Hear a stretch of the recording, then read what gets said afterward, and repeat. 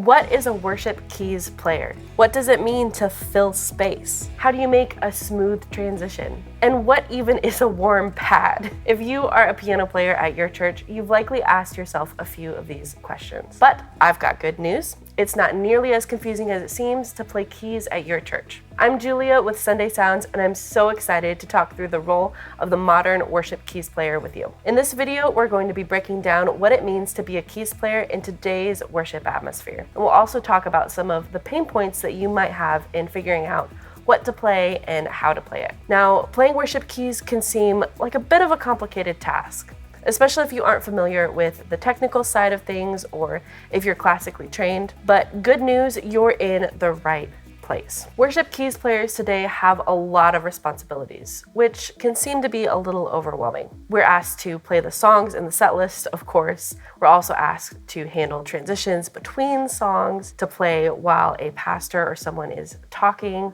or praying. We're asked to fill the space, or sometimes when no one else is playing, to keep time for everyone else. And we're asked to always play no matter what is going on. Also, communication between the worship leader, whoever's in charge, and what's expected of you can be confusing as well. For example, let's say that your worship leader says they want you to play just a pad, but what they really mean is they want you to play a piano and a pad so that you can have the attack to keep the time and then also have a pad to sustain and fill the space. But they don't necessarily know that that's what they want, right? We're going to break down a few of these common responsibilities and talk through what's most likely going to be expected of you as the keys player on your worship team.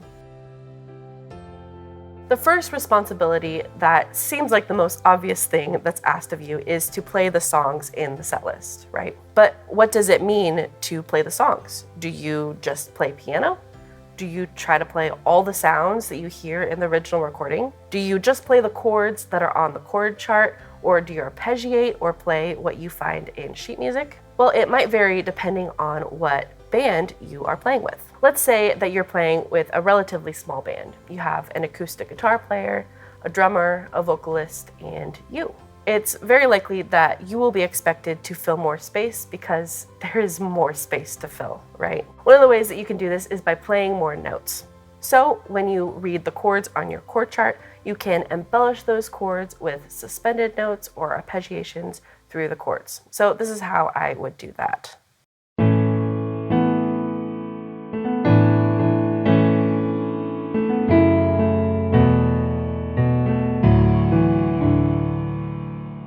So I just played a simple 4 chords, and then I added in notes in my right hand and pulsed my left hand a bit to help fill the space. Another way that you can do this is by using more sounds. Instead of just playing a piano, you can layer in a pad or an arp or a synth sound as well. So here's an example of how I would use more sounds to fill the space.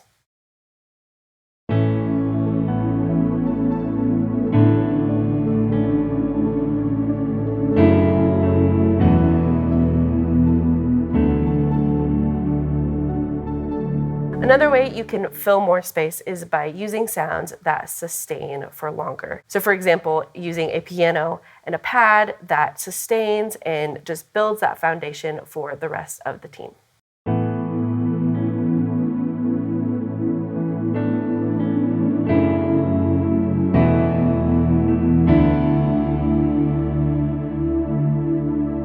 Let's say that you are playing with a large band. You have a couple of acoustic guitar players, several electric guitar players, a drummer, multiple vocalists, a bass player, and you, the keys player. You will most likely be expected to play a little bit less, but still set the tonal foundation for the rest of the team. You could be expected to play pianos and pads, maybe simplified versions of this. You wouldn't necessarily be expected to fill as much space as you would if you were the only melodic instrument. If there are lead lines in the song that you want to play, I would recommend double checking with your electric guitar player to see if they are also playing those lines and make sure you're communicating and playing them the same way. Let's say there are lead lines or piano riffs that you think should be heard in the mix or should stick out a bit more. If you're playing with a large band, I would recommend bringing those parts up in your piano range to play them in your right hand, maybe an octave higher or so, because most of what you play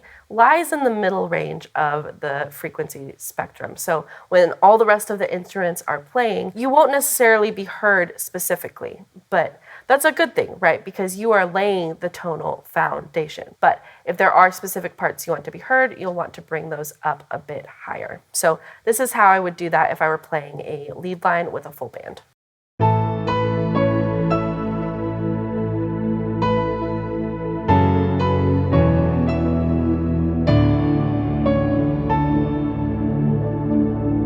Let's say that your team uses backing tracks. Backing tracks are a super helpful tool, but they can also be used as a crutch. Many of the parts that you expect to play may be present in the backing tracks. So make sure that what you play is complementary to those backing tracks, or that you communicate with your worship leader or audio engineer or whoever is in charge of those tracks and have them pull the parts that you're playing down out of the mix. The second responsibility of a worship keys player is to handle transitions between songs. So, what is a smooth transition? Moving from one song to the next song can be difficult and definitely differs in each situation. Typically, what people mean by a smooth transition is that there's little or no silence, that if there's a key change, it's not very noticeable, and that it feels natural. So this is often left to you as the keys player to figure out how you're going to transition. So how do you do it? Well, there are a few ways to do this. The first way to transition between songs is to do a hard stop, right? Where you stop the first song entirely and then you just start in with the next song. Now, this is not the most graceful way to transition. You could even say that there's not really a transition in this situation, but this can be a good and easy way to transition in some cases. So let's say your first song ends really big, right? It's very loud dynamically. Maybe the drummer is playing cymbals and doing a trash can type outro. All the instruments are playing their chords real loudly.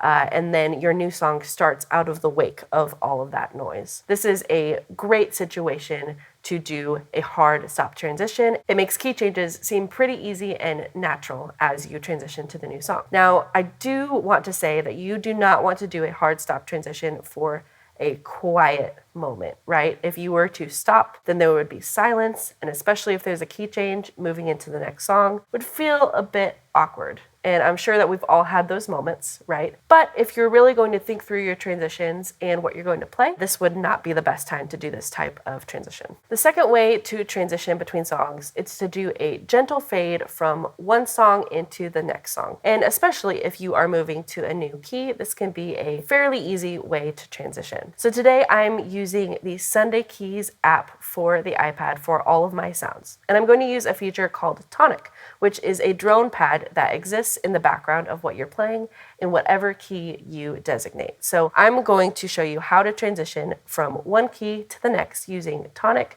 while I'm playing in the existing key.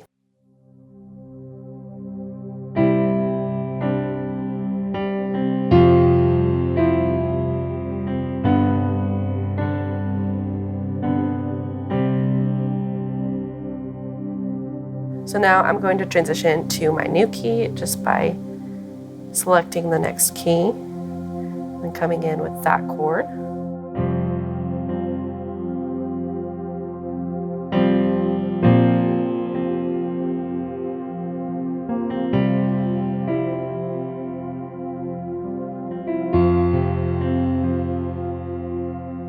The third way to transition between songs, and this is a way that I would recommend using if you're moving from one key into a new key, is to change the chords that you're playing into that new key seamlessly. So I will show you how to do this. We're going to start in our first key, which is the key of C, and move to the key of G. So I'll start by playing my chord progression for my supposed song that I'm playing in C.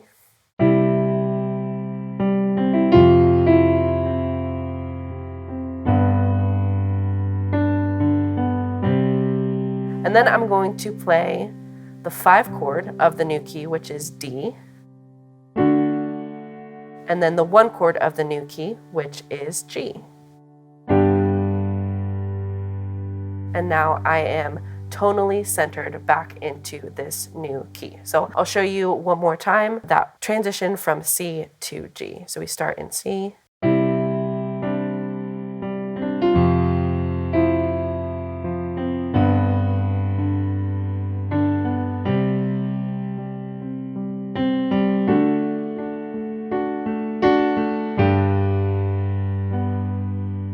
So you can do this using different sounds as well. If you wanted to use a pad, it might be a little bit more discreet in transitioning a little bit slower. The third responsibility of you as the worship keys player is to play during quiet moments like altar calls, prayer, announcements, or pastoral moments. We like to lump all of these moments together and call it underscoring. So what does this look like? Well, these moments happen before, during, or after the worship set. So what you play will be heavily determined by when these moments happen. So let's say this is a very common occurrence that there is a prayer after the last song in your worship set. You will most likely want to continue playing the chord progression of the previous song, or at least stay in the same key and just go between your 1 chord and your 4 chord. You'll also want to keep what you're playing pretty simple and the sounds pretty simple as well. So I would recommend just using a piano and a pad, and really whatever sounds you were using for that previous song, just continue using those sounds. So I'm going to play the end of a song and then transition into an underscoring moment by bringing down all of the extra sounds that are happening besides just the piano and the pad.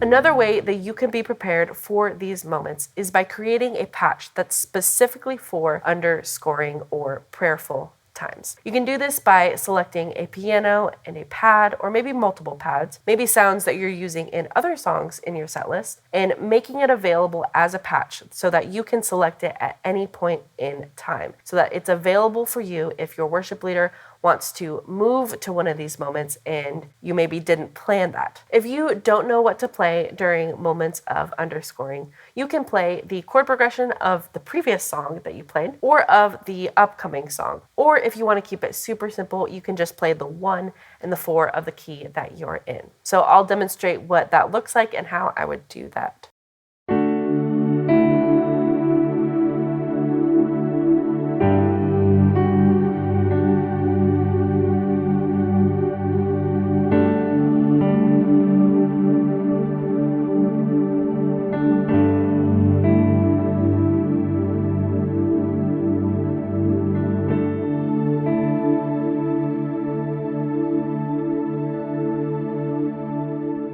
When you're playing and someone is talking, a way that you can enhance those moments is to follow the energy of what they're saying. So if someone's giving announcements or giving a testimony or telling a story, and they get really excited with their speech and they start talking faster and louder, right? A way that you can support them is to follow that energy and to maybe play a little bit louder or a little bit bigger chords.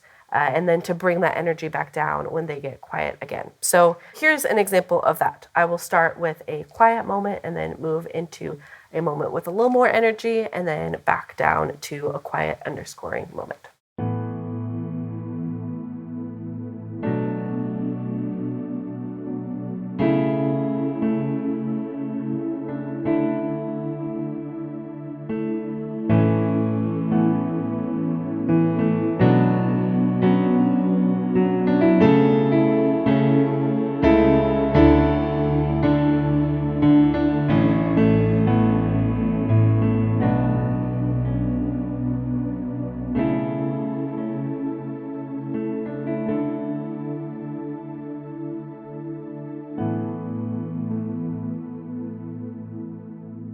If you found this video helpful, make sure that you hit the like button and you get subscribed to our channel so you don't miss out on any of the free content that we put out every single week. I'm Julia with Sunday Sounds, and I will see you next time.